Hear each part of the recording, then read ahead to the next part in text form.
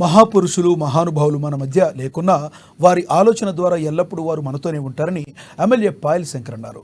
శ్రీ సంత్ రవిదాస్ జయంతిని స్థానిక చిలుకూరు లక్ష్మీనగర్లో ఘనంగా నిర్వహించారు. ఈ జయంతి వేడుకలో ఆయన ముఖ్య అతిథిగా పాల్గొని విగ్రహ స్థాపన చేశారు. ఒక బలహీన వర్గానికి చెందిన వ్యక్తి తన ఆలోచన ద్వారా సమాజాన్ని ఉత్తేజపరుస్తూ తన మాటల ద్వారా సామాజిక చైతన్యాన్ని తీసుకురావడం గొప్ప విషయమని ఎమ్మెల్యే పాయల్ శంకర్ అన్నారు. అలాంటి మహాపురుషుడే సంత్ రవిదాస్ అని కొనియాడారు. టెక్నాలజీ సాంకేతికత ఉన్న ఈ రోజుల్లో ఒక విషయాన్ని తెలుసుకోవడం కానీ ఒక విషయాన్ని నలుగురికి చేరవేయడం కానీ సాధారణమైపోయిందని అన్నారు. కానీ పూర్వకాలంలో ప్రజల్ని చైతన్యవంతులను చేయడానికి రవిదాస్ వంటి మహానుభావులు పడిన కష్టం అంతా ఇంత కాదన్నారు. కానీ వారి శ్రమ వృధా కాలేదని, ఇవాళ విద్య ఆధ్యాత్మిక ద్వారా ఎంతోమందికి మార్గదర్శనం జరుగుతుందన్నారు. గత పాలకుల హయాంలో బడుగు బలహీన వర్గాల ప్రజలు కేవలం ఎన్నికల ఓటు బ్యాంకానే ఉండిపోయారన్నారు. 2023లో జరిగిన ఎన్నికల్లో ప్రజలు చైతన్యవంతులై ఆ పాలకులకు బుద్ధి చెప్పారన్నారు.